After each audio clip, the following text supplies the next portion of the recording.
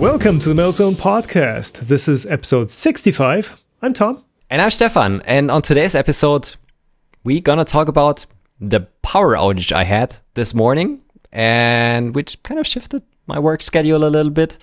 So I was asking myself if a solar battery would maybe solve this problem in the future. Of course, on other topics, we're also gonna talk about AI-generated images, videos, 3D models, and especially things currently revolving around the NeRF method. Then some 3D printer related stuff, the new Bambulab P1P. Why is it cheaper than the last one? Is it still worth buying? And what are the differences to the X1, which is, well, still on back order at the moment?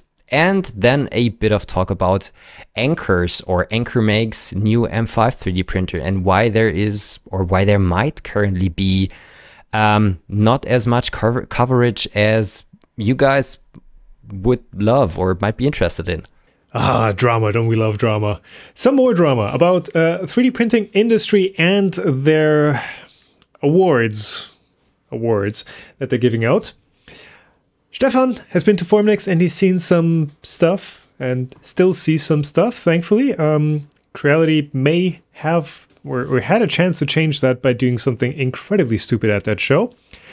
Lastly, we close this out with some coffee talk, which don't turn this episode off yet. It is actually surprisingly similar to 3D printing, and it's kind of eye-opening how that all works. And of course, we answer a question from you guys about Stefan's Plywood CNC. Do you currently have some sunshine? Do you still have some sun, some solar power? You don't Nah. Do you have windows? Sun's going down. I do have windows. Well, in my new studio, they're all just covered by YouTuber stuff syndrome. White balance. No, consistent but yes. exposure. I even told you to put your camera on fixed exposure before you started this recording. My production value, or at least the amount of work that I put into my shots, is I think quite a bit less than you did. But yeah, there isn't a ton of sun anymore. I actually need to check that. If we are still getting a couple of watts out of your solar system. I think mine's done 40 for watts. today. 40 watts. Enough for the light right here. Right enough for the light, there. but yeah, the computer pushes it over. Yeah, the thing here is the not smoke, but the water vapor plume out of the ISA-2 nuclear power plant actually blocks off the light for like solar power at 3 p.m. or so, or 4 p.m. depending on what time of year it is. So everyone around here gets zero solar power because the nuclear power plant is running. But thank you for being okay with a nuclear power plant that just has maybe some dripping wells next to you. Yeah, it's Thanks all for taking one for the non-critical team. stuff. It's all non-critical stuff. Don't worry about it. Plus, it's going offline by the end of this year anyway. Or maybe not. Or maybe they're going to run it for another 6 months. We don't know.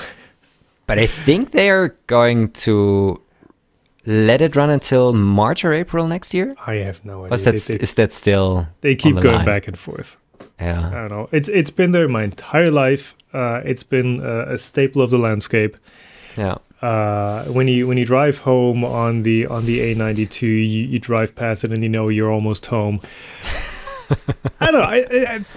The thing is, it's also been a huge driver for the economy. Like some of the villages around it, basically they live and breathe off of the nuclear power plant and the jobs that has created. There's a ton of electrical infrastructure, so we're pretty good when it comes to like power outages and brownouts. So we're pretty solid. You not so much. Yeah. So it is very rare in Germany that we have power outages. Yeah. So usually I encounter them maybe once or twice a year for an hour or two. That's a lot, actually. Here it's like maybe every 5 years you get like 50 minutes of outage. But that's only because there's like a construction crew doing something down the road. So yeah, but it happened this morning again. So we were sitting at the breakfast, fortunately already made tea and coffee, and then just lights started flickering. and power was gone. And the thing is, my studio is pretty close. I also noticed that there is no power in the studio, so I basically could not work anything, which was kind of weird, where you realize how much dependent on electricity you are at the moment.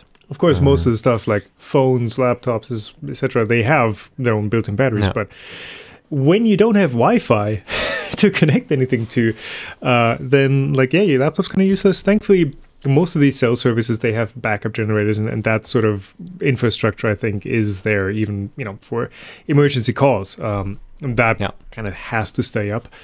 Yeah. But when your entire house is dark, that's weird. And you don't have any backup power generators, solar batteries that would feed your house. I don't either. I have the solar battery, but that's not backup power. That is literally just to make use of the spare generated electricity during the night. And I think that is something that people that own a power system, and especially a battery, often don't really realize. This, if you have a solar system and a solar battery, this doesn't mean that you have backup power. If the grid turns off so the inverters usually just shut off to that the grid itself is safe if somebody's working on it. But many batteries, or at least the ones I got quotes for, are not able and just don't restart if there's a power outage. So they're not acting as a unterbrechungsfreie Spannungsversorgung. They restart afterwards, but they don't buffer your system while there is an outage. But many even don't restart. Most of them don't restart. Oh, does yours restart? I think mine does often, but I've had that happen where I just tripped the breaker, the fee, and then I had to manually restart the battery on top of that. Okay, I did not realize that was a feature. So, but the solar inverters do restart. So yours do restart? Yes, the solar inverters always restart once they get electricity or mains power back. Well, when they get mains powers back, but if mains powers is gone, during that they're dead. Yeah, exactly. And that's the same thing for us. So my dad and my parents live next to us. They do have a gas, just a gas powered generator somewhere outside in a shed.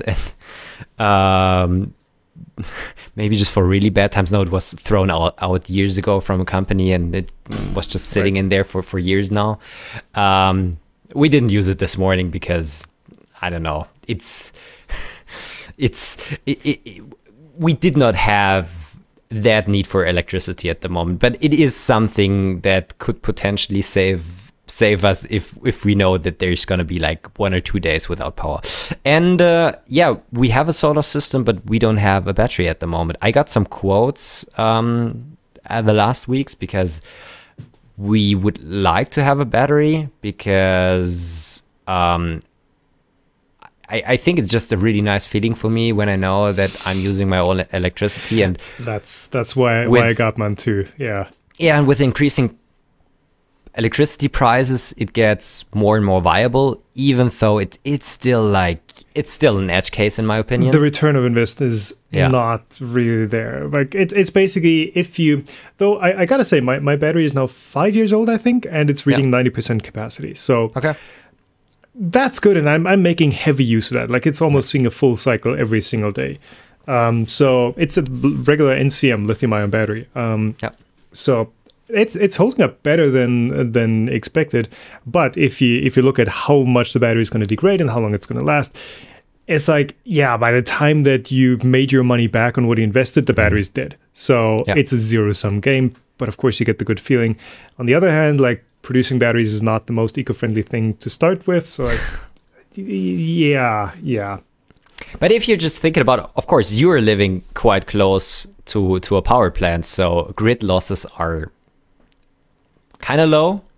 But if I'm thinking that I get my electricity from, I don't know, 200, 300 kilometers away from a power plant, either from your power plant or somewhere at the Rhine River, there are significant just energy losses in the grid.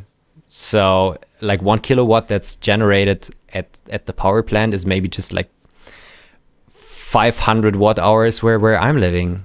So it is in a way economic. But yeah, ecological too, yeah. Ecological. So that was what I wanted to say. So, and when we got the quotes, of course, with people currently being scared of having like blackouts in Germany because, of course. Which honestly, I think is like way overhyped, and there are certainly some companies who profit off of that, like those who sell you like backup batteries and stuff. Definitely. But I was discussing with my wife about that, and she also said, yeah, it would be nice if we would have a backup. But so for the batteries or with the companies that I discussed, having the possibility, or usually it's an additional inverter that you're having that feeds into either just one socket next to your battery or just feeds one phase in your house, that's usually $1,000 to $1,500. Yeah. And the question is, if this is happening once a year, is it really worth that? And the thing is, especially in winter when we have snow on the roof and we basically use anything that is produced by the solar system directly in our house, because also the sun is so low and things like that. Yeah.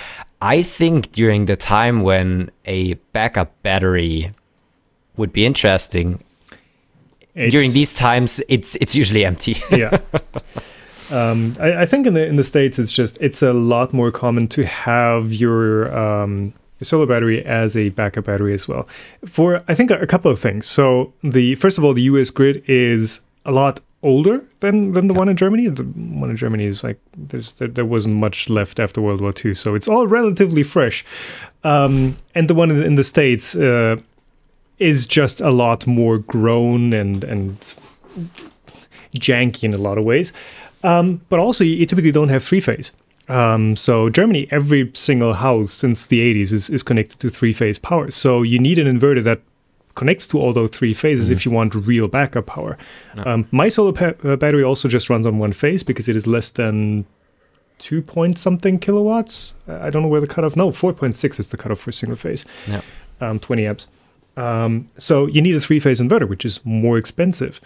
Also, what is seeing aside from solar inverters is people have like backup generators in their backyard that are just in like a little housing, and they run a wire to the house and to the main breaker panel, and there's an automatic switch over in there. Yeah. So in case the power goes out, that thing turns on, and you're now running more or less seamlessly. It takes a couple seconds to turn on though, but you have more or less seamless backup power. So I feel like there is more of a need for that sort of backup than there is here.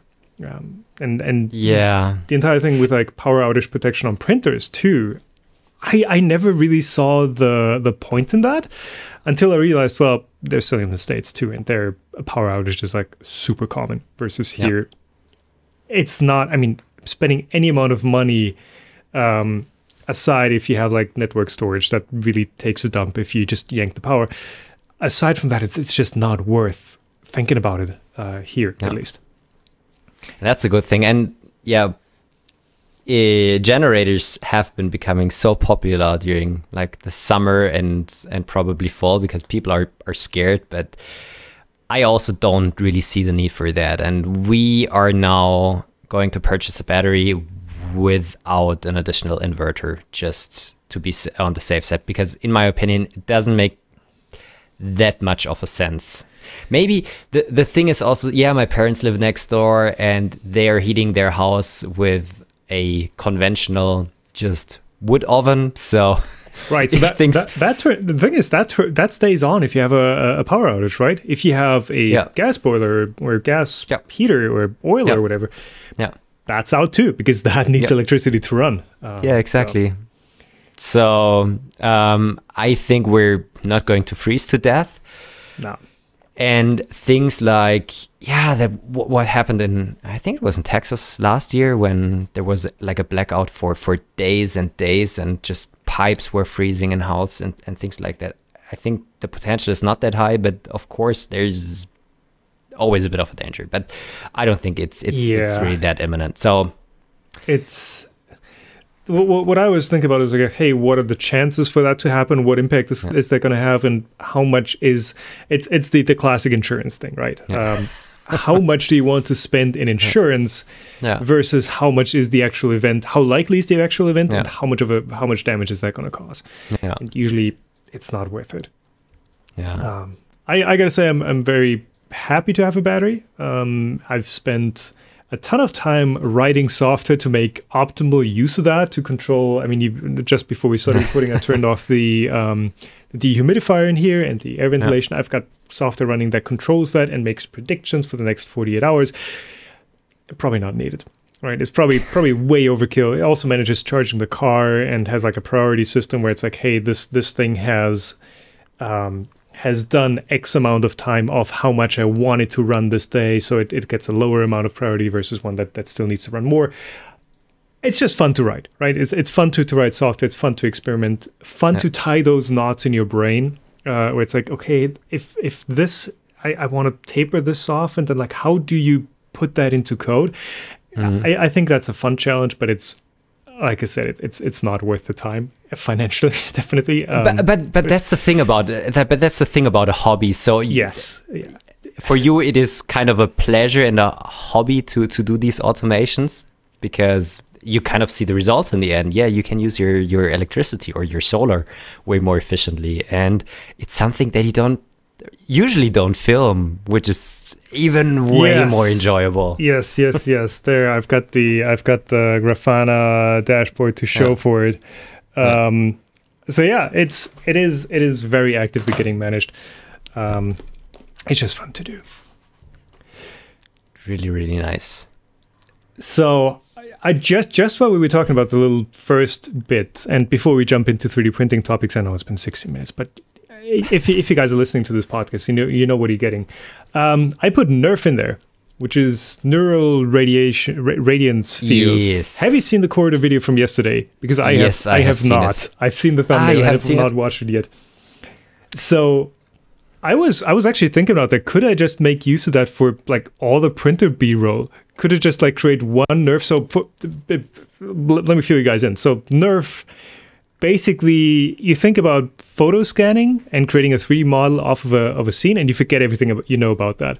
So NeRF, basically, you walk around any room, object, whatever, and then you pile that video, that amount of photos, into a learning-based algorithm neural network, and it recreates an understanding of that scene. I think we've touched on NeRFs before.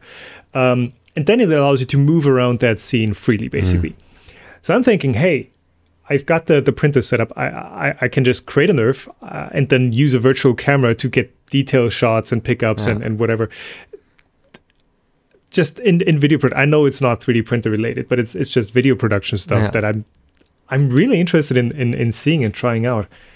Have you played with I haven't tried it. I used photogrammetry in the past, but with photogrammetry, you have the problem that if you're having translucent objects or reflective objects, they're not going to work. And the thing with this new method is that it has an understanding about the materials that are in that scene. I think that's a stretch. I don't think it has like an understanding of the materials. I think it has an understanding of how the material looks. How the material, looks and behaves. So the way I understand it is, it doesn't actually do reflections. It just knows, hey, if this spot, I look at this from this angle, it has this color. If I look at it from a different angle, it has a different color, because I don't know, maybe it's a shimmery material, maybe it's a reflection. The model does not care about it. All it knows is, hey, it looks different if I look at it from different angles, and it reproduces that. I think that's really the core. It doesn't, from an abstract point of view, this thing does not know anything about, well, maybe it does, about geometry and material properties. It's just understanding how to reproduce an image that looks like it was taken from that angle. Yeah, you're probably right about that. I have to be honest, when I watched the video yesterday, I was sharpening my kitchen knife, so I probably did not just get everything, but it was really impressive to see. To be honest. The question is, I think what they showed yesterday in the video, that was running locally on their machines. So the generation of like the scene and everything. I don't know how much compute power you really need. Of course, you just have need to pay a 4090, so it's not. No, it runs. So of course, with all this stuff, you need a ton of video memory. And I think they've been running on like 3090s and 3080s and stuff. Of course, you do get like limited resolution if you get a lower spec graphics card as far as video RAM goes. But you don't need a supercomputer to run these. In fact, there is some stuff that runs on your iPhone, but I don't know where the computation for that happens, whether that actually runs locally on your iPhone or whether it's an outsourced cloud process. Probably in the cloud, yeah. But where this gets interesting for 3D printing is there is a way to get a solid model out of these NeRFs. There is, I don't know if it's like one specific implementation of NeRF that can do this, or whether it is literally just using the reconstructed NeRF scene to pull additional angles off of and then feed that into a photogrammetry model. But yeah, it does tie in. You can create solid models from the NeRFs that you get. And of course, the cool thing about NeRFs is that if you have like clouds and stuff, those get represented as well. So there has to be some sort of a cutoff threshold for like, hey, is this actually a solid part of the scene or not? Because the 3D printer can't really do clouds yet. No. Would be really cool though. Like variable density material. Huh. All of the foaming materials. Yeah, but they don't go far enough. Like, maybe they don't go far enough. Yeah, maybe you need, and I've seen those printers that print polyurethane foam. Yeah. Where I'm not really a fan of, because it's still nasty stuff in the end. And but yeah, definitely, it does get additional information. The thing I'm not really happy about, also seeing like companies marketing photogrammetry and a bunch of just like consumer 3D scanners for 3D printing, is that they kind of fake the resolution that they can do due to the textures that they're applying to the models. If you're just taking a look at the final mesh in the end, and this is the stuff that gets fed into the 3D printer and printed out in the end, that stuff is sometimes really, really low resolution. So things that also what you did in the past, trying to copy parts in the first place, photogrammetry and also probably this doesn't give you a reference for scale. Of course, you can just scale the models in the end with one reference dimension, but this is not something that directly is given to you by the method that you're doing, in comparison to a proper 3D scanner that is calibrated with a grid where it knows this needs to be that big.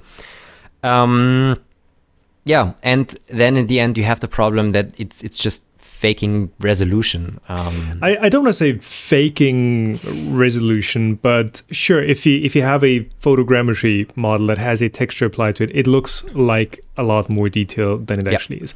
And that might be useful if you're not 3D printing it, if you're using it for video game assets or for 3D renders, then that's how video games work, right? You don't have a mesh that has millions of polygons and just a texture that does nothing. No, the most of the information is in texture, bump map, etc., etc.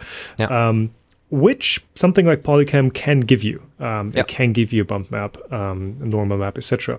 But for 3D printing, for reproducing a part, that's mostly useless. I'm very happy with the Einscan SE that I have. SP. Yeah, SE, the P is the better one, but I'm really happy with that. That is a structured light scanner from 6 years ago or something. And the models that creates, that's actually the one that I used for copying that cheap plastic part. The models that gives you have, I think they have a texture to them, but really it gives you sub-millimeter resolution and accuracy. And because you calibrate it with a calibration target, you get parts that are dimensionally there. So that's something that I very much think is useful for 3D printing photogrammetry. I don't know, NeRF. I don't know. This especially the NeRF stuff is all still developing. And that's the thing. You just need ideas how you can use this technology for a specific application. And as you just said, if you're in the end just use the NeRF for creating additional scenes and shots for your photogrammetry, this might already be a possibility to increase the resolution of a photogrammetry scan. That's really interesting. Maybe to stick with this, I just put another note in the show notes here. The what obviously ties into this entire neural network thing is AI image generation. I mean, that's really what's kicked off the. I don't even know if AI is the correct term for this, but like neural generation. Let's say that's what it is. With Stable Diffusion, with DALL-E, with all those, the amount of progress that has made in the last 6 months even is absolutely incredible. Like going from, hey, DALL-E can create something that looks believable if you don't look too close, to now we have Stable Diffusion derivatives that produce photos of people that are literally indistinguishable from a real person. Maybe there's some trained algorithm that can distinguish them, but if you look at them with your bare eyes, no chance. Like you're gonna get a confusion rate of perfectly 50%. I'm sure. So that is amazing, and you can also use those models in a way to create 3D models as well. So that the classic one, of course, is the avocado chair. You can instruct a model to create that and reorient it from different angles, basically. So take that same model and say, hey, I want this one from the left, and say this one from the right. And I'm not firm on the exact process, but I think you're feeding the 3D model back in, and then you're saying, hey, make this an avocado chair, and then it gives you a new perspective, and you use that for photogrammetry over. I'm on very thin ice here, but you can use those models for dreamed up 3D models as well. So the things like DALL-E and all of the other neural image generators, they have been trained with like billions and billions of images that you can just find on Google and things like that. I'm really interested in finding out if companies that try to reproduce 3D models from images and things like that also kind of maybe even I don't know, extract models from Thingiverse and GrabCAD and things like that. All of the freely available sources of 3D models that we currently have, feeding that into an algorithm and using those models to train an algorithm in the end. Perhaps sometime in the future. Because you need this training data. Of course, the question in the end is if like technical models that you're having, if those are really valuable for such an AI. But with maybe even like 3D scanning databases or databases where you can download assets for games and things like that, I think that is quite a gold mine for algorithms like that. So I'm really excited to see what's coming in the future. I think just shooting off the hip here, I think that the trickiest part is actually going to be having a mesh representation of your model. I think with like a voxel based generation, it might work because voxel basically is just 3D pixels, right? And these algorithms work on pixels. And you can actually see that with Stable Diffusion, if you use a different output size, it creates vastly different looking images. If you go to a thumbnail size, the images that it creates look completely different versus going to 2000 pixels. But yeah, I think you're not going to get a mesh, you're going to get a voxel model. And maybe with that, that could work. Because currently, what I just talked about is not generating a 3D model directly, it's generating images of what it thinks a 3D model should look like, and then you reconstruct the model from that. Exciting stuff, for sure. Exciting stuff. Of course, there's the entire copyright thing, which Microsoft is currently learning with GitHub Copilot. Tell me more. Have you followed that? No. Okay. So GitHub Copilot came out a year ago or something, and it's basically a neural network autocomplete for coding. So you would write, you'd open up your, I tried it. It's really amazing, but it's also pretty dangerous. You basically enable the Copilot plugin, and you start typing your code. You start like, hey, dev clear database, whatever, and then it auto suggests a function that would do just that, for example.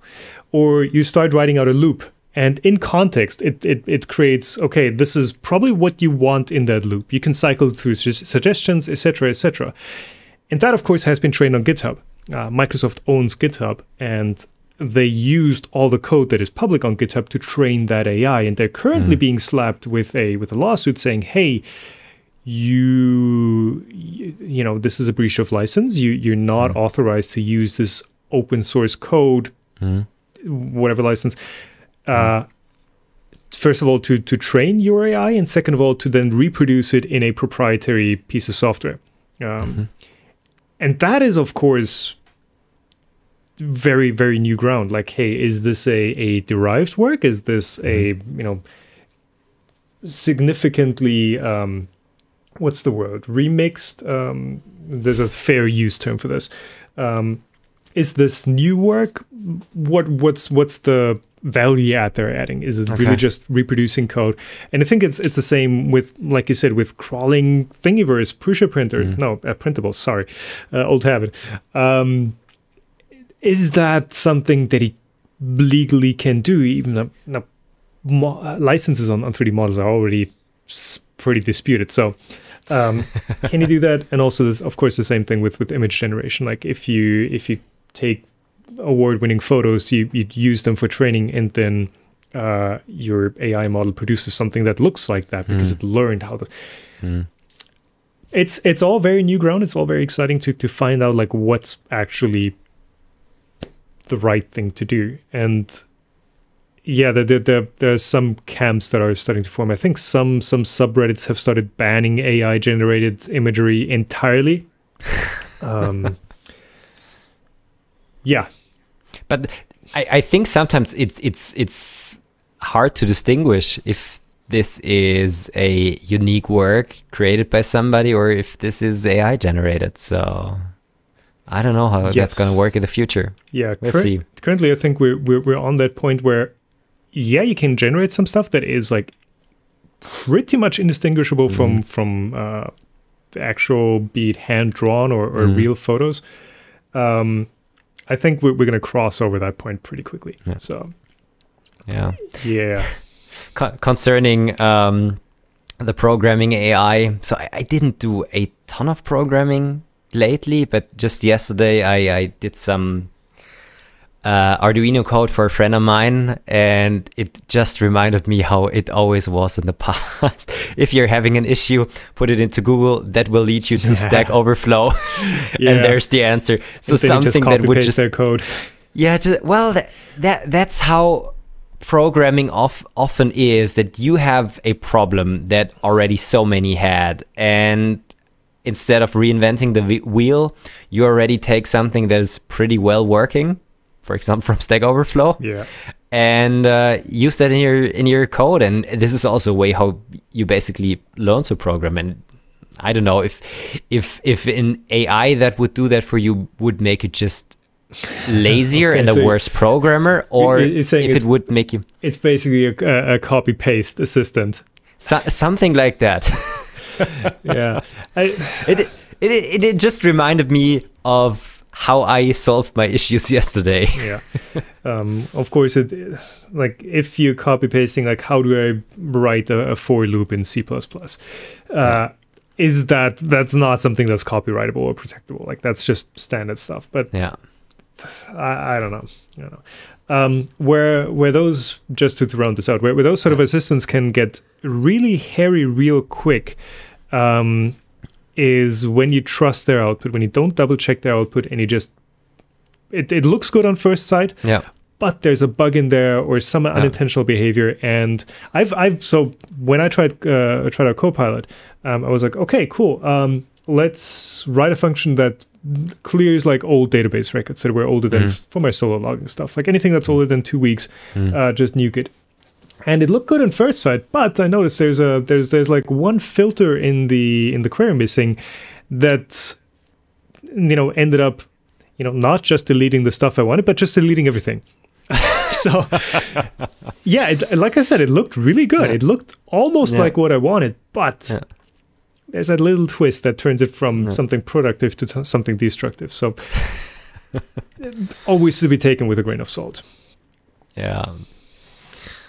All right, so let's continue from I would even call that making to 3D printing and something that is really interesting. So the Bambulab X1 Carbon isn't even selling yet. It's still on pre-order in their own shop, and they just launched, or no, they announced and teased. Yeah. Sorry, teased is the right word.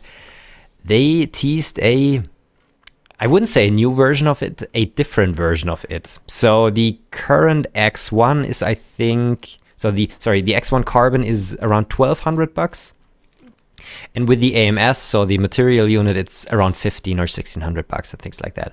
And I think they noticed that their machine is good. Good.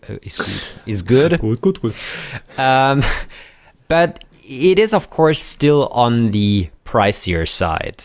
So yeah, X1 full price, just double checked, $939 plus tax, VAT, import fees, etc. So yeah, you're pretty much spot on that price. X1 Carbon is $1,129, also plus tax, shipping, etc. So yeah. So yeah, they did announce or tease the P1P, which is a cost down version of the X1, I guess I would call it. They have leaked, or intentionally, unintentionally leaked, some images. It looks like it has like replaceable side panels that you can print and customize. And yeah, we're probably going to see some features missing from the X1. After all, it's going to be a cost down. And I think that the price has been announced for $699. $699, which is really reasonable, to be honest, and competitive. So as far as I've understood it, of course, they invested a ton of money into tooling for getting the stamped and laser welded frame and things like that, and of course injection molds for the printhead and things like that. And they're keeping all of that stuff, and they probably just looked at a list of items of their printer and sorted it for what's the most expensive, and then just went over that. What could we actually get rid of? And they got rid of the side panels, which was already an interesting thing, because the normal X1 comes with injection molded side panels. The X1 Carbon comes with aluminum side panels. I would have thought they would come with carbon fiber panels. That's a bit of a disappointment. I think the carbon is for the carbon fiber rods that they're using for the X-axis. So no, the sides I don't have one. You have one. You should know that. So yeah, they already had like a cheaper version of the side panels on the normal X1, and now they're just getting rid of them all the way.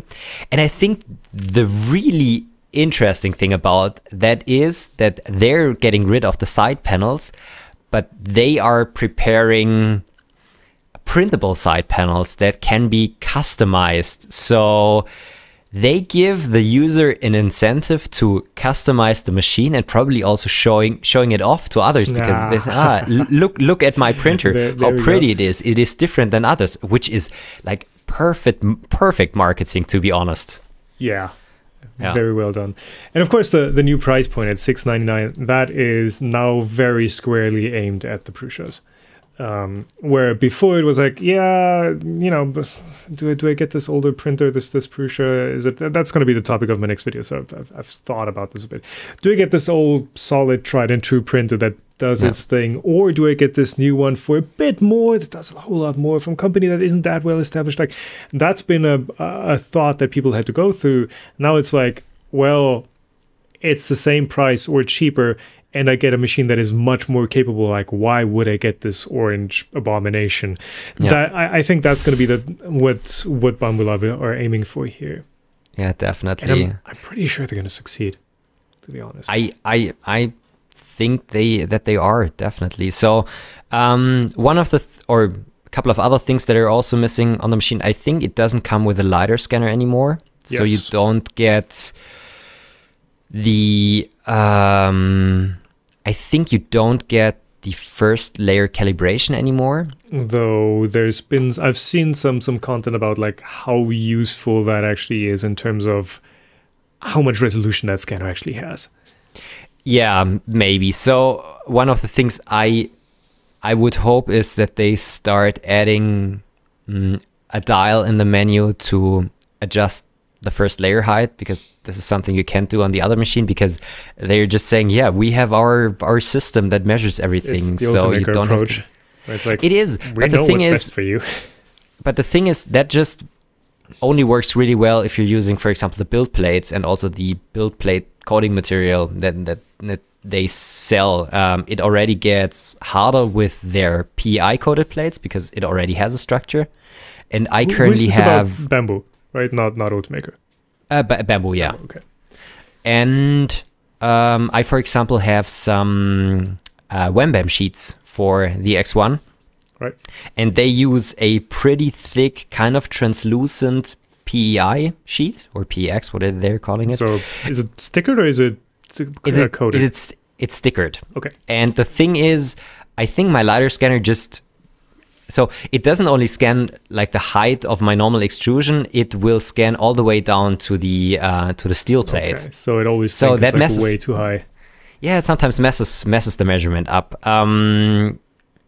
But yeah, so of course this is a bit of a price point, and they got around that. So it is nice on the X1, but one of the things I really hate about the X1 is that when you start a print, it takes 5 to 10 minutes with all of the auto calibrations and things like that, which is sometimes a real pain.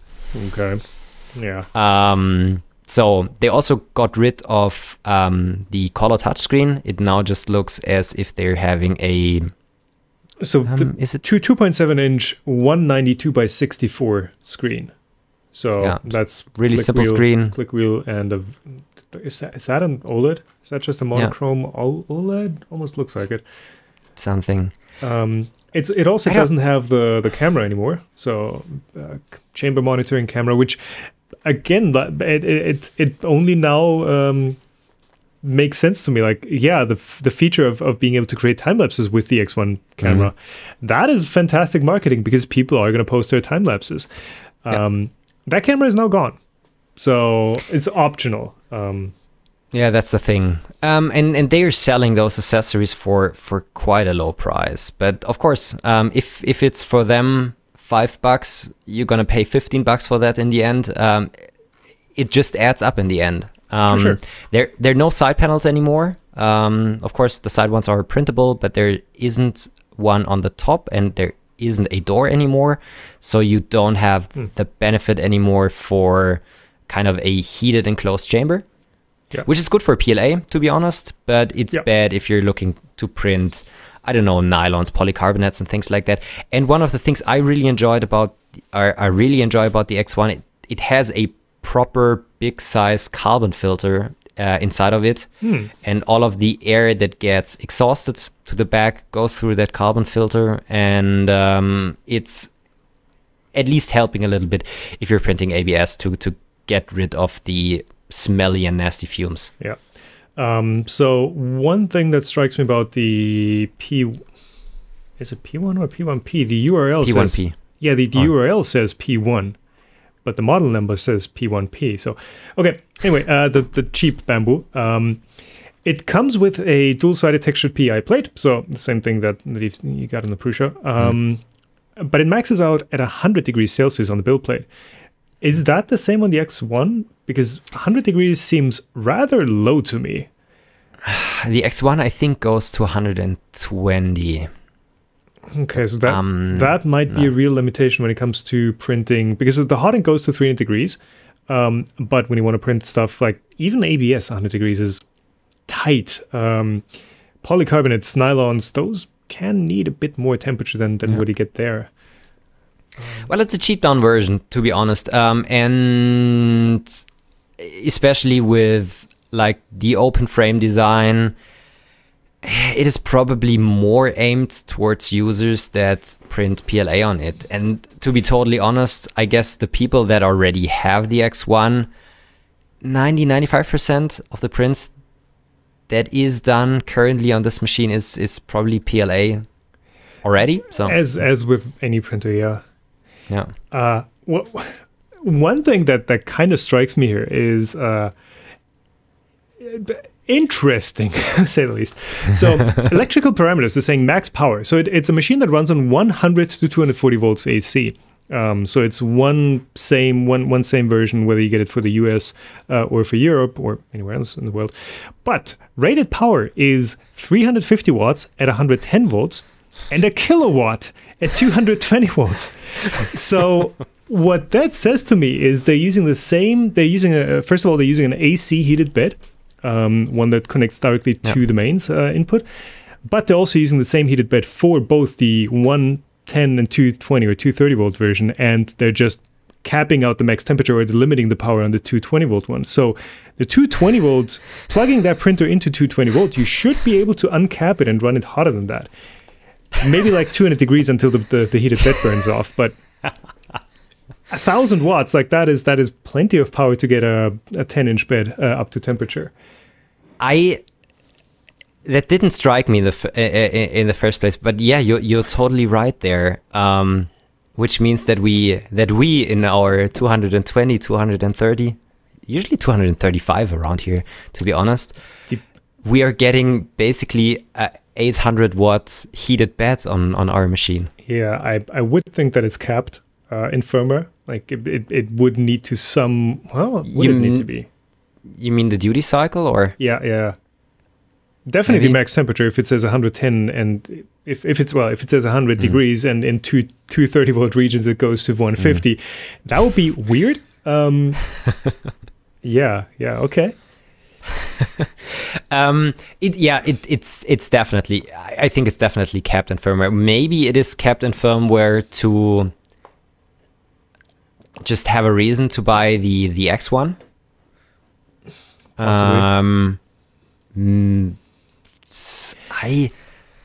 Maybe they're using cheaper materials that are not just that are not capable of handling the higher temperatures. I don't know. I'm not sure. Yeah.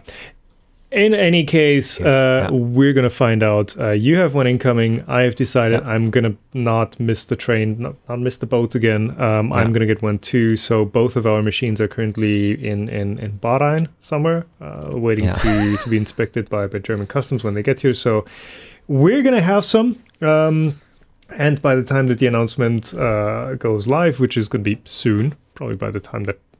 I don't know when we're going to publish this episode, but it should be very soon, or by the time you're listening, it should already be out. And as soon as I get mine, I'm going to unbox it. There's going to be a live stream, of course. Of course, I say so casually when there's like one camera set up in the studio. But yeah, we're going to have a look at all those things, and we're going to explore that machine. Just one kind reminder for the live stream. Just remember that the print platform is screwed down for shipping. Because I almost ripped mine out because I didn't read the manual. You know how good I'm with reading manuals. Like I no chance I will forget that. That's the reason why I'm warning you. Yeah, but here's the thing. I don't intentionally play dumb when I do print unboxings. But I feel like it's not necessarily a bad thing that I'm like not running at full brain capacity for these things, because somebody who's never touched a printer and whose first machine this is might miss the same things that I'm missing when I'm running a live stream, looking at chat, trying to manage cameras, doing all that at the same time while I'm trying to figure out how to actually unbox a printer and try to run the machine. So I don't think that's a bad thing. Of course, on camera, it looks like I'm stupid. It looks like I'm an absolute moron taking this thing out of the box. Might be part of the appeal, but like I said, I don't think it's a bad thing. I think it makes for a more realistic experience. What machine was that? I think it was the Formlabs one where it was like, this unboxing experience is so spot on, where they had the blue tape and the color-coded orange plastic injection molding pieces that were stuck in the parts that were secured for shipping. And it was extremely clear that before you run this machine, you have to take this part out. And all the blue parts and all the orange parts, like the signal pusher orange, was it orange? Or was it all blue? I don't remember. But it was incredibly clear that those parts needed to come out. Yeah. So if there is something like that on the Bambu, I would expect that to be like a similar approach, because it's not unheard of to have like very clear visual cues, as in this doesn't belong in the printer before you start running it. So on my machine, there were some small stickers with an arrow, but some were just on the bottom of the printer, and I didn't see them. So yeah. One last clarification. I just checked the comparison page. Interestingly, on the X1 and the X1 Carbon, the 220 volt systems can get to 110 degrees Celsius, and the 110 volt systems get all the way to 120 degrees Celsius. So this looks as, at least on this version, they're using two different heat beds, and maybe they just screwed up the calculation for the resistance of the heated bed. I don't know. Okay. Yeah. I'm thinking of like engineering reasons why the higher voltage one would have lower power, but it just doesn't make sense, really. Yeah. I don't know. That's what the page is saying. Just wanted to add that here. So you would be better off running yours on a transformer. No, but it's actually different versions, right? It's not just it's not just a switch over. Yeah.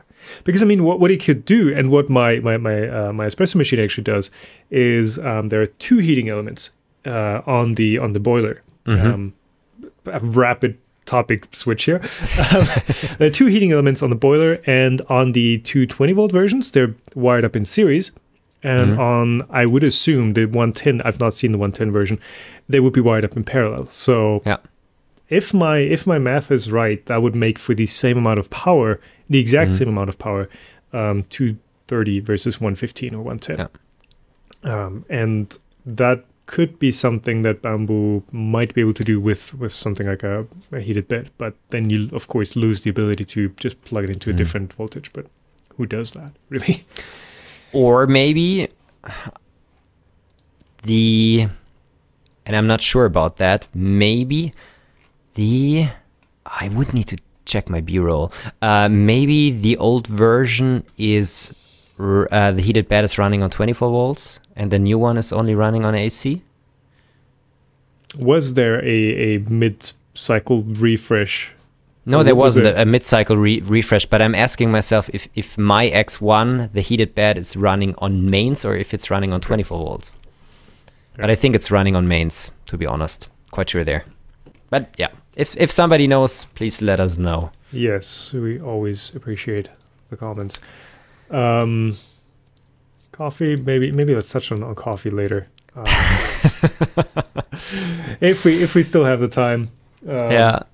But yeah, let's do the other big Kickstarter launch, which is the Ankermake M5, which you wanted to briefly touch on, because there's been a sort of a lack of content or coverage on the M5. It was like, hey, there's the Kickstarter, and now it's gone. Now I mean, I don't think I've seen a single post except for ads on the M5 ever since the initial Kickstarter hype.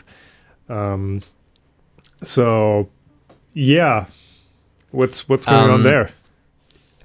Well, the thing is that Anker, probably because it's a bigger company, they are not handing off samples of their printer as openly and freely as Bambulab does. Maybe it's a different marketing strategy. They're currently, I think, delivering the units to the Kickstarter backers. And I don't know, I kind of find it okay to at first deliver machines to Kickstarter backer before you...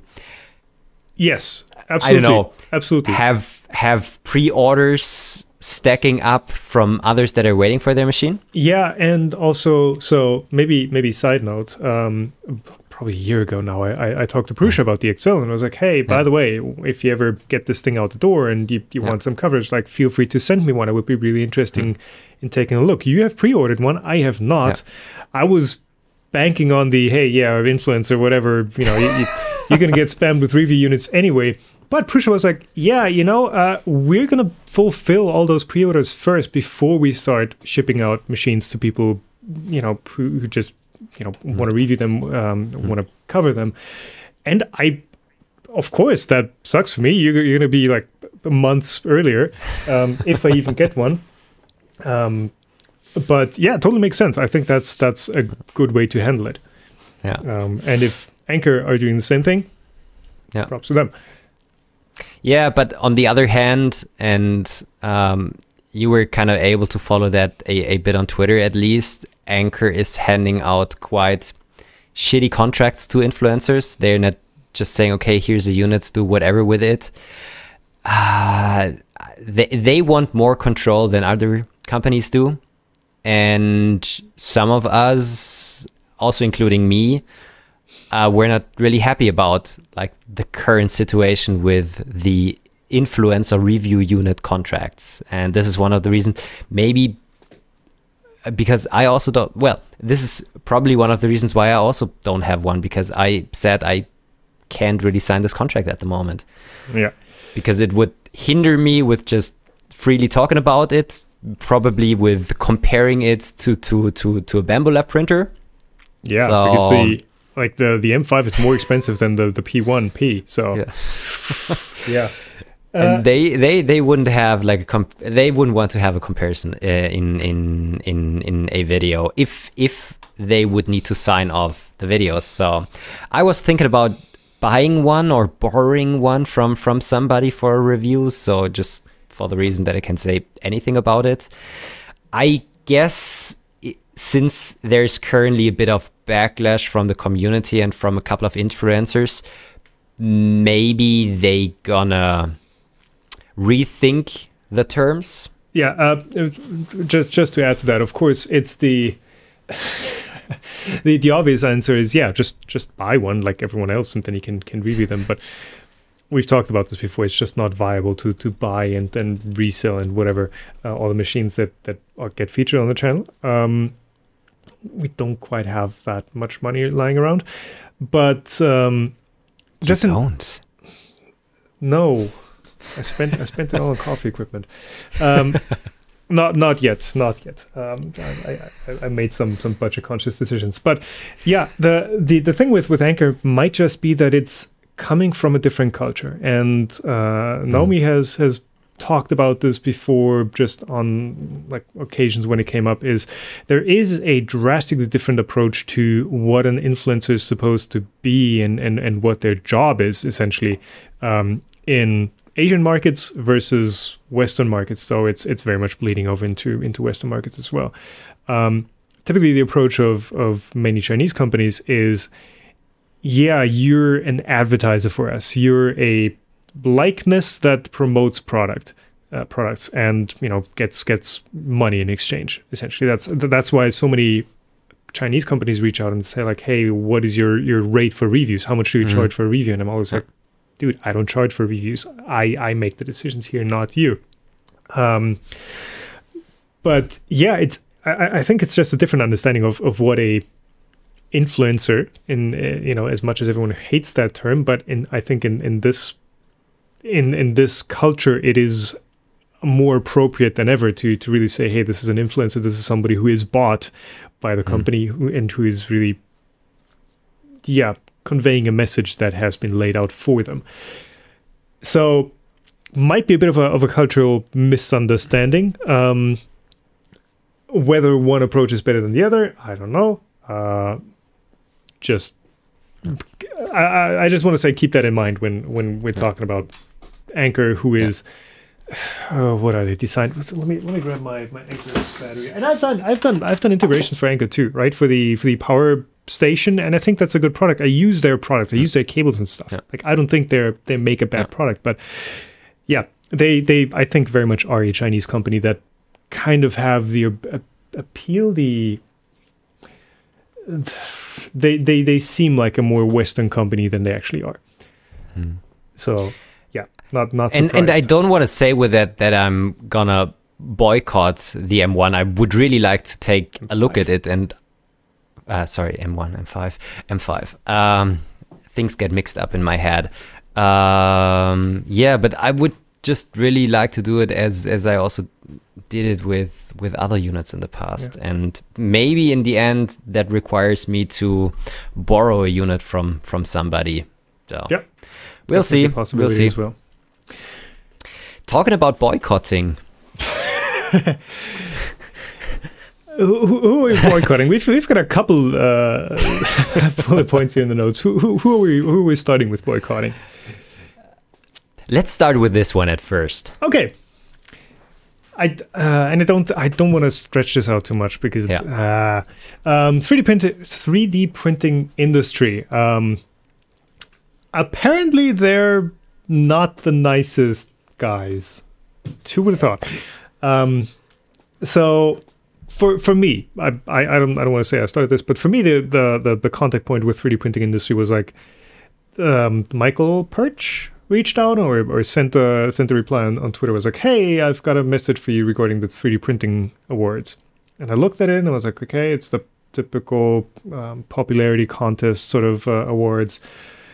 And I tweeted about it. I was like, hey, what's the worth of, I've got to paraphrase here. Is this sort of award worth anything when really it is just depending on how much I promote your site so that I can get people to vote for me? Because there's no independent jury, there's no independent jury, right? The only means as to how that award gets generated is people clicking on your name on their site. And then the thinking behind that, of course, is the winners of those awards are then going to proudly display those awards, those badges of like, hey, look, we got voted by 3DPI or by the community there as the best brand or the best influencer. Or the community advocate, I think, is what they're calling influencers. And in turn, that really is just a bolstering of relevance for the companies in that case, giving out those awards. Whether it's 3D printing industry or all 3DP or any of the many other award generation platforms, it's really there to like have your badge, all 3DP or 3D printing industry, listed on the page or on the package or in whatever marketing materials, and creating a feeling of relevance for yourself. And I was like, well, that's kind of worthless, isn't it? And sort of as a result, or as almost a sidetrack of that, Joel got into it and was like, hey, yeah, you know what, I feel the same way, but can we like make a good thing out of this? And can you donate the revenue you create from running this this awards vote thing? Can you donate this to a good cause? And Michael was like, yeah, sure. And then 2 days later, he blocked everyone. He blocked like half the 3D printing community on Twitter. And apparently he had been harassing, and I think that is the word they used, David and Joel, Joel's producer, for weeks before this. So I have no idea what was going on there behind the scenes. It doesn't shine a particularly good light on Michael Perch and on 3D printing industry, but yeah. Stop. Yeah. Stop. It's not great. Yeah, it's not great. Well, you're totally right about the contest. Well, that you don't have a jury and really selecting. Well, they're looking for. I just have the award survey open. The company that does most in sustainability for additive manufacturing and things like that. It's just a poll for who can motivate the most people to vote for themselves, and this is kind of unfortunate because that makes the award kind of irrelevant. If you know how it gets generated, who is the most liked in the community? Yeah. If you know how it's generated, then it's irrelevant. But if it has the appeal and the look of it being some sort of, hey, this is 3DPI, the editors of a trusted online news outlet, journal, whatever it is, these guys getting together and saying this is the most trusted or the best whatever, then it does still have weight behind it, right? Then it still seems like it's a worthwhile award to have and to display. But once you know, it is literally just an online poll, then yeah, I don't know. I'm listed on there. I think you're listed on there as well. I don't think I'm going to win. I'm not promoting it at all. I hope I don't win, and if I do, I'm not going to accept that because it is just worthless. It's just it's really gonna be interesting to see who's gonna win and what's happening there. Yeah, but the thing that I also really don't like about, so I would have been okay with the awards, and they have been doing that for years now, but just harassing like people from the community promoting their contest is kind of shit. Yeah. Well, that's it. We'll see who's gonna win. We're both on the list. I just noticed they have a shorts video with your topology optimized shelf bracket on their YouTube channel. Did they link to that? Yeah. I'm gonna have to check my YouTube. Oh no, they do not. So isn't that's not yours? Or did they just? So sorry for you guys listening in here. Yeah, maybe you can start talking about your Formnext experience. Yeah, Formnext. So my copyright page here in YouTube Studio. So I was on Formnext last week, and unfortunately did not post any real content about it so far because I had to take the weekend off because it was stressful before. It was stressful on Formnext, but it was really, really interesting. I was there. I arrived Monday night and was there until Thursday afternoon.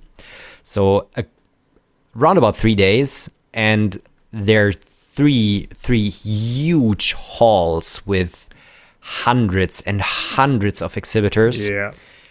And there's a ton of interesting stuff to see. There is more and more also consumer stuff. Sorry.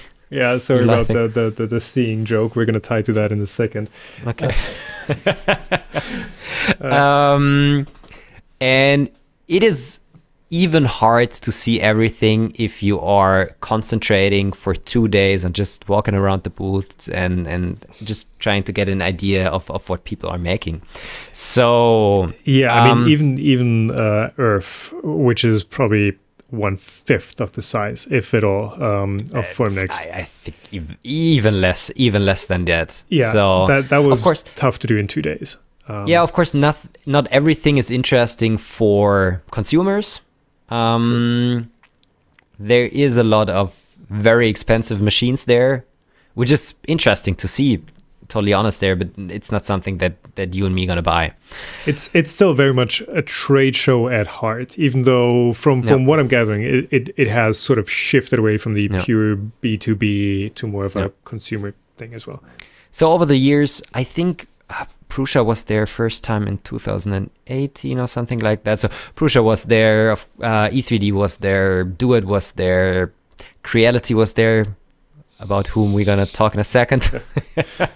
And a lot of other like manufacturers or just resellers and things like that. So it was really interesting. And I think I filmed right around 25 videos, 25 booths. How? Yeah. 25? I think 25. God damn it. Is that going to be 25 individual videos or? No. So, okay. Two things. So when I was at Murph, I did it in a way that I filmed 4 projects and I did 4 shortish videos for 3-4 minutes about that project. But I thought since there's so much stuff to be seen at Formnext, I gonna do a couple of videos on different categories. So I don't know, interesting, amazing 3D printers or at Formnext, or non-planar printing at Formnext, and then just take the footage that I've done at that booth, do a bit of voiceover, explaining everything what was going on there in a really short and precise manner, something that I like, and then just go over those like 25 videos that I made quite quickly in 2, 3, 4 videos. Not sure yet. Still need to organize my stuff. But I also thought about if this would be a possibility to do a couple of shorts videos. So maybe besides having just like 4 big videos where each video features, I don't know, 4 to 8 different companies, to have an additional shorts video about each of the booths. Don't know if my viewers gonna hate it or if this is something viable. I'll need to think about that. From what I understand, YouTube is splitting out shorts more away from the main video feed and making it sort of their own thing. So you're not bombarding your viewers with 25 shorts. But currently, the short videos are still being shown, at least on desktop, in my like subscription feed. And I honestly, I hate it at the moment that people are putting out so many short videos. Oh, YouTube's pushing for it, so yeah, they're pushing for it. So I don't know. Maybe if there's some interesting things where I could make a short about that, I just might try it out. I will not do this on every of the 20-25 booths that I filmed, but yeah, it was interesting. So I filmed a ton of more consumer-related things, but I also filmed a couple of things about really interesting projects about, for example, the Fraunhofer Institute that usually have several booths there that show engineering of the future a bit, augmented reality, controlling of a printer, an E3D toolchain. So this was really interesting. They had a Microsoft HoloLens there, and they had an Ultimaker, and this Ultimaker could be controlled with the AR goggles. So you had a menu next to the printer just flowing in midair. You could do maintenance work, and it would directly show you in this AR view where the part is that you need to service, and giving you hints how to do it. Then you look next to the printer where there was just like a menu of different 3-dimensional parts that you could just pan and rotate and everything, and then you really grab them in space and put them on the printer.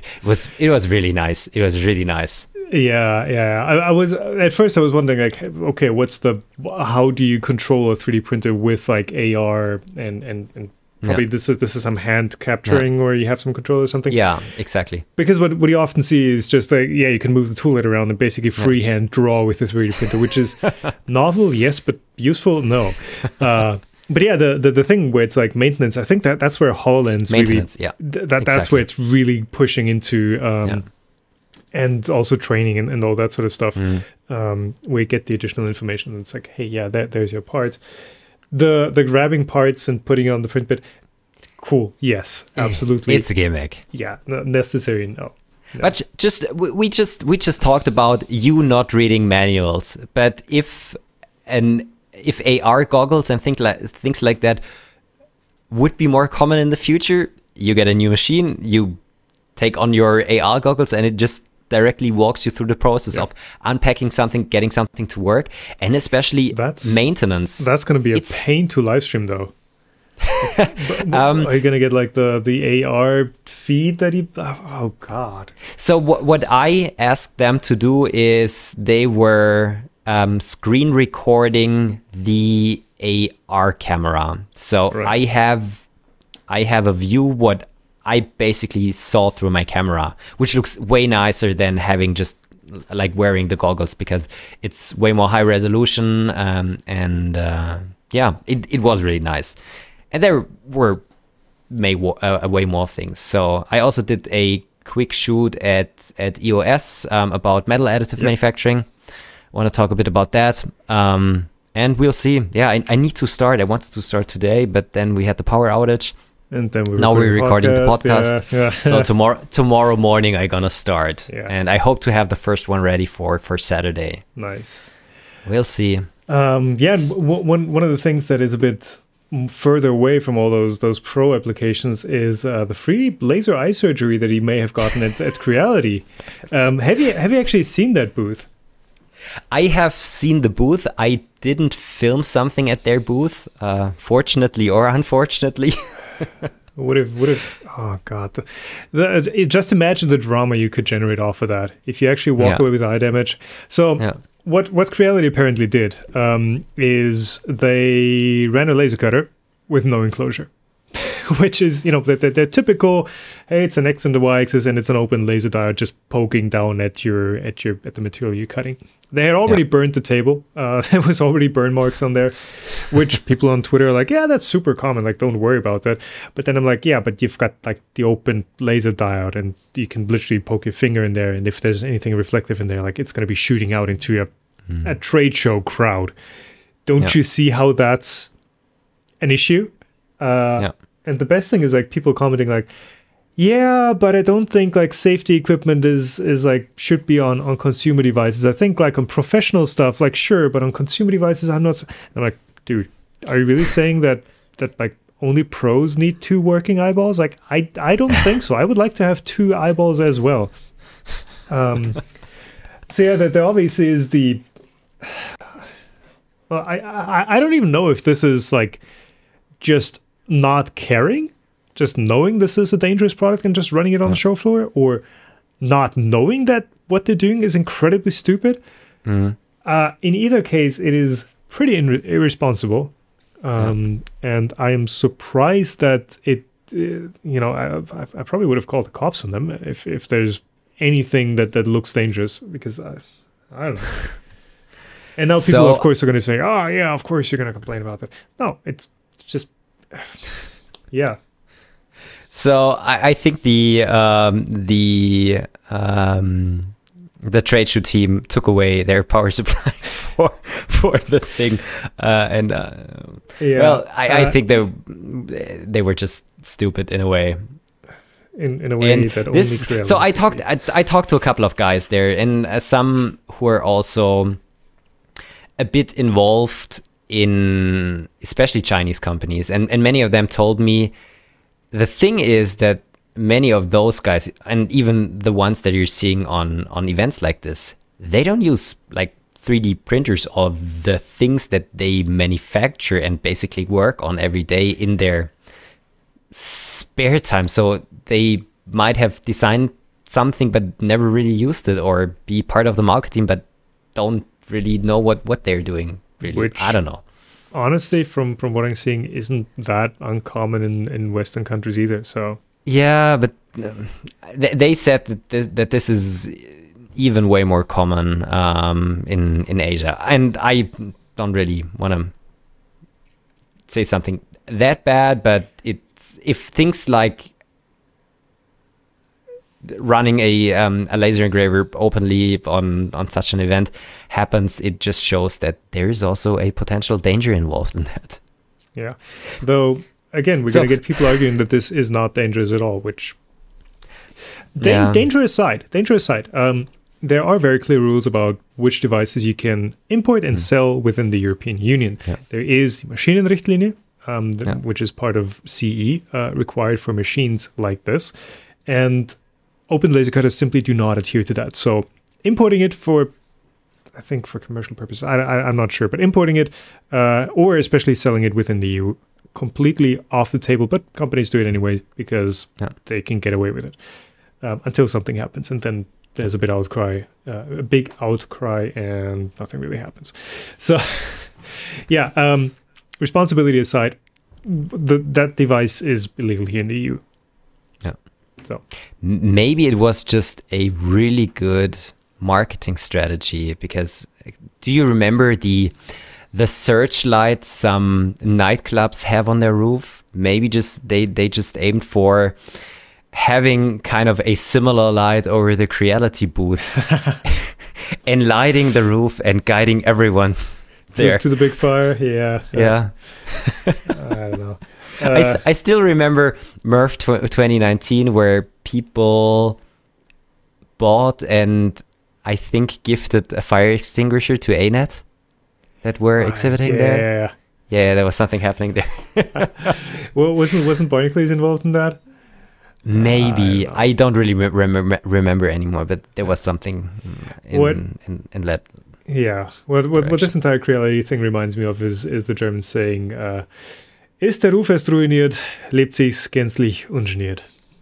Basically, once you've ruined your reputation, you can stop giving a fuck. Yeah. So, yeah. So let's maybe skip this next topic, because that's going to be a longer one, and we're going to save it for next time, so we have some juicy content there. And I'm just going to briefly touch on the hobby I'm trying to pick up, which is coffee. I talked about this last time, and I did make a purchase, which I believe is reasonable. I got myself I think I'm just going to get myself the James Hoffman Essentials machine. I got myself a Gaggia Classic, a new Classic, which is coincidentally not the new Classic, but the Classic, the machine that James Hoffman used to sell. He used to be a salesperson for Gaggia UK. So, good machine so far. The problem is I don't have a grinder, and as such, I can't make coffee with it yet. So how is it called? I need to put that into show. Gaggia? Gaggia New Classic, or the Classic Pro in English New speaking. Classic. English speaking companies. They're owned by Philips now. So okay. So why don't you have a grinder yet? I'm waiting for Black Friday. Okay. I'm hoping Black Friday is going to give some deals there. I currently have a Hario hand grinder loaned from a friend, but that thing is absolutely not consistent or suitable for espresso. Probably great for V60, but espresso out of the question, does not work. I kind of want a niche. I don't know if I should buy a niche. That's a £500 grinder from the UK. I think that would be unreasonable to get something that expensive. There are good grinders in a much more affordable price range. But the thing is also, go ahead. You can check. I think last year Stiftung Warentest, they checked a couple of grinders if you want to have a bit of an I don't know, unbiased review, kind of unbiased, because I bought a hand grinder for my La Pavoni that I now have in my studio after the recording of the last podcast. But it's really hard to find a proper nice comparison of different grinders for different applications. And I remember that Stiftung Warentest had one, I think a year ago or something like that. I should so I have a Eureka Minion. That's the other one that I'm looking at. It's probably the quintessential German classic coffee mill that you can get here. And the new one is not as loud anymore as mine is. Mine is horribly loud. My daughter always closes her ears when the thing is running, but the new ones, they are way better. They're even hackable. 6 or 7 different versions of that mill, with the old motor, with more precise controls, less precise controls. Yeah. I'm really happy with it. Okay. So, but there are better ones, definitely, as always. Yeah, I love this. So I guess the parallel I kind of want to draw to 3D printing is, yes, first of all, coffee making is expensive if you really want to get into it. It's surprisingly pretty much the same price range as 3D printing. Like, you buy a bag of coffee for $20, you buy a spool of filament for $20. You buy your machines for like $500, $600, $700. You buy your 3D printers for that sort of amount of money.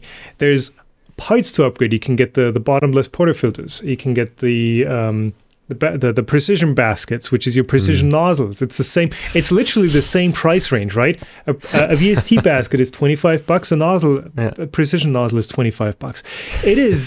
It is like the exact same thing, just different.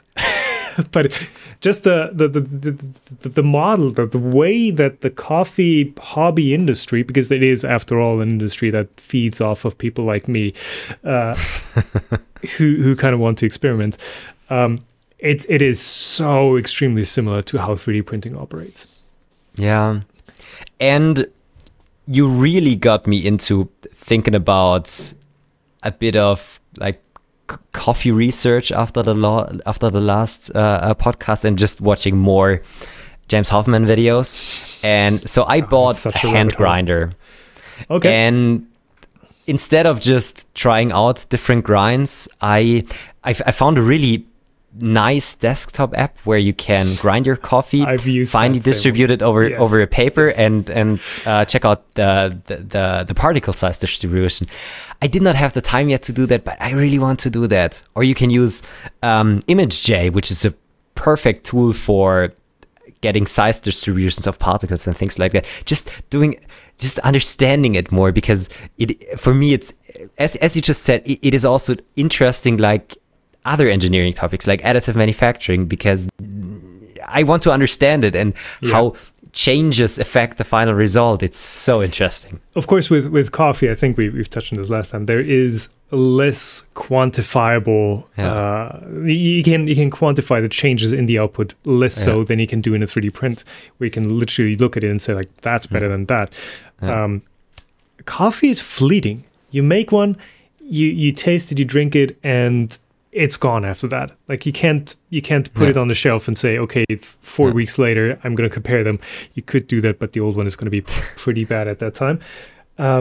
So it is a lot more subjective, but I think the approach that you can change single parameters and see what they do, I think that very much lends itself to experimentation and to just diving into the changes in parameters versus what you get. It's fun. It's a bit frustrating at the start when you're just digging through the mud and you don't really have a clear understanding of what's going wrong. But I think learning that could be fun.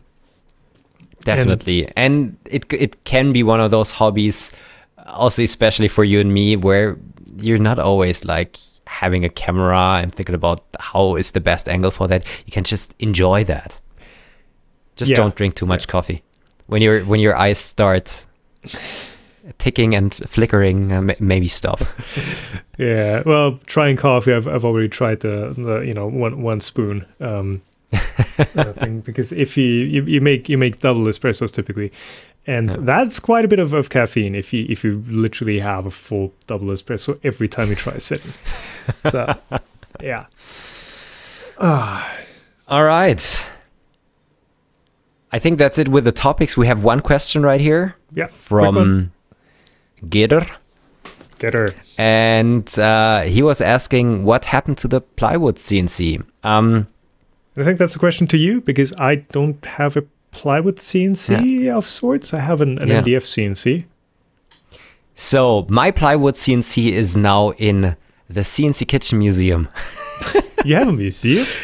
There is kind of a shelf when you get to my office. Walk up the stairs, and I put my Mendel 90 there, which was my first 3D printer, and I also put my old wood CNC router, which was my first real big making project, which also started the channel, kind of, and I also put it there. So in theory it's still working, but I'm not using it anymore. Unfortunately, I still think that it was a perfect learning project for me, and it was inexpensive and just very easy to do because it's all wood parts. I still don't regret that I used wood instead of metal.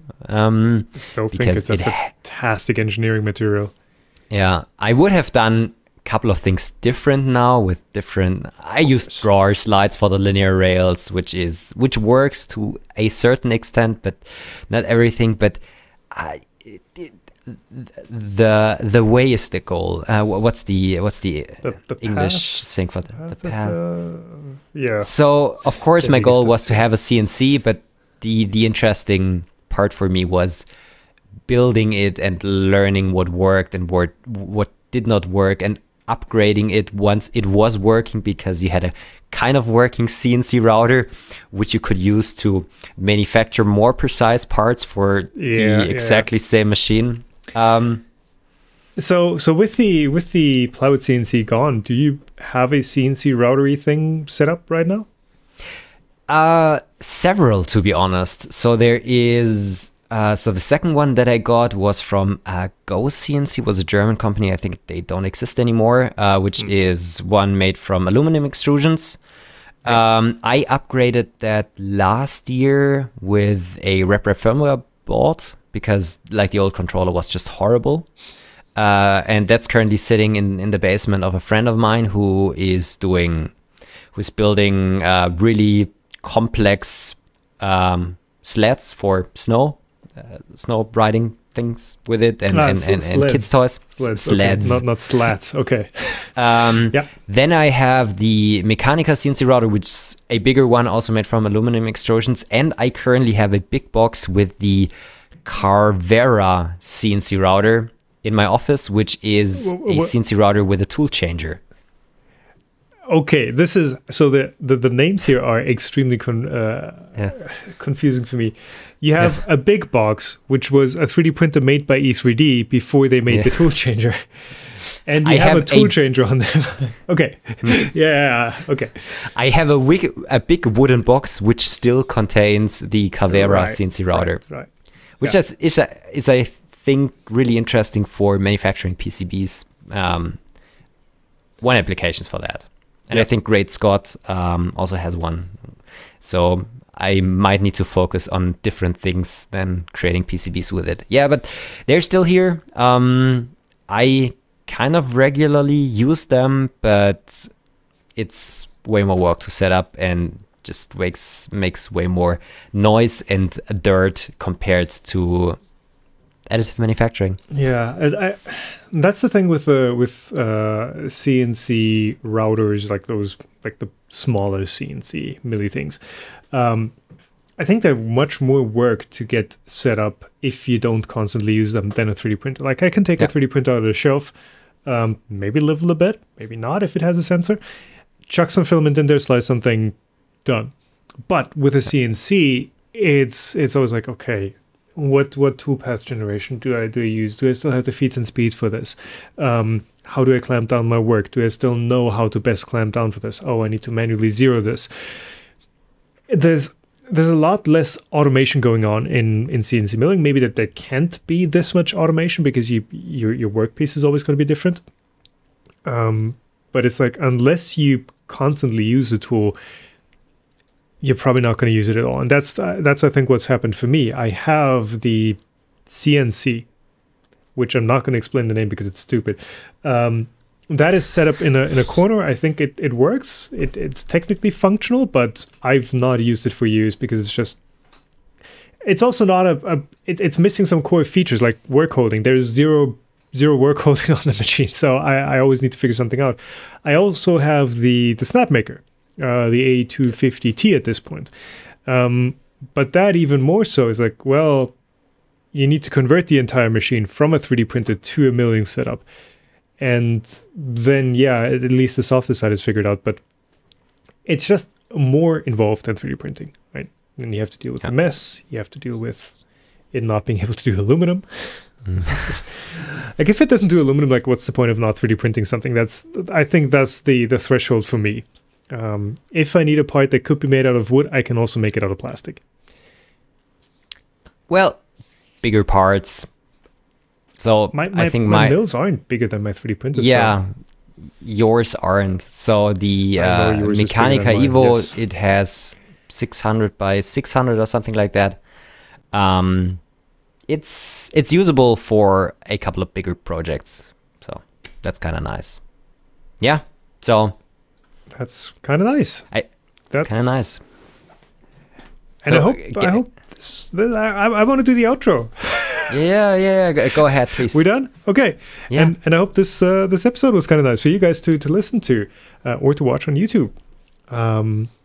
As always, thank you for the time, Stefan. Where can people find more of this? Well, they can of course find more of this in in the YouTube feed. Sorry, where can they find more? Where can they find more of it? Well, you guys can of course find us on our YouTube channels, but I guess you're probably coming from there. If you want to listen to more episodes, just check our older ones. This is already episode 65, so there's a lot of stuff for you to listen to and to hopefully also learn. Yeah, we're coming up on episode 69. So that one's going to be real nice. That's going to be a real nice one. We have, of course, we're on YouTube if you want to see our faces while we talk, which I don't know if that adds that much value. You can find us on every podcast platform. You can also get the direct feed, the RSS feed on the website, Meltzone. If you want to support us, what we do, we don't have any support set up. We do have super chat. Super chat. Super thanks, super comments. Super thanks. Set up on YouTube. But Patreon, much appreciated on Stefan's or on my patrons. I think that's it. Yeah. Thanks for watching. Thanks for listening. And see you guys next time. Bye-bye.